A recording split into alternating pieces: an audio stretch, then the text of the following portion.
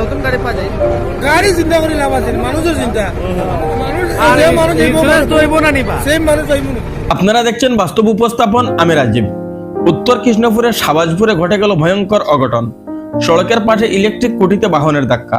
কুঠিতে ধাক্কা দিয়ে গাড়িটি পড়ে যায় খড়ের স্তূপে। সাথে সাথে গাড়িতে আগুন ধরে যায়। খড়ের উপর পড়ে যাওয়ায় দ্রুত আগুন ছড়িয়ে পড়ে। মুহূর্তেই ধাউ ধাউ করে জ্বলে ওঠে গাড়িটি। কোনো ক্রমে প্রাণ রক্ষা করেন চালক সহ অন্যান্যরা। স্থানীয় মানুষ তাৎক্ষণিক খবর দেন দমকলে। দ্রুত পৌঁছায় দমকল বাহিনী। দমকল বাহিনী যতক্ষণে আগুন নিয়ন্ত্রণে আনে তার আগেই বশীভূত হয়ে যায় গাড়িটি।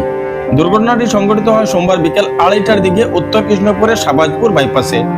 জানা যায় ঘুঙ্গুরের দিক থেকে দ্রুত গতিতে সাবাজপুরের দিকে আসছিল গাড়ি। নিয়ন্ত্রণ হারিয়ে রাস্তার পাশে থাকা বৈদ্যুতিক খুঁটিতে ধাক্কা দিয়ে খড়ের উপর গিয়ে পড়ে গাড়িটি। আগুনে খড়ের সঙ্গে গাড়িটিও পুড়ে ছাই হয়ে যায়।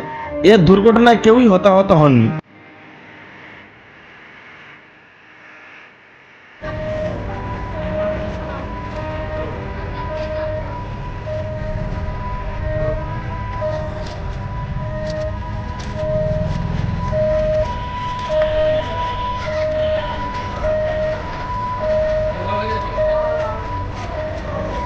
ও দেখো বাইপাসের গাড়ি নুলে।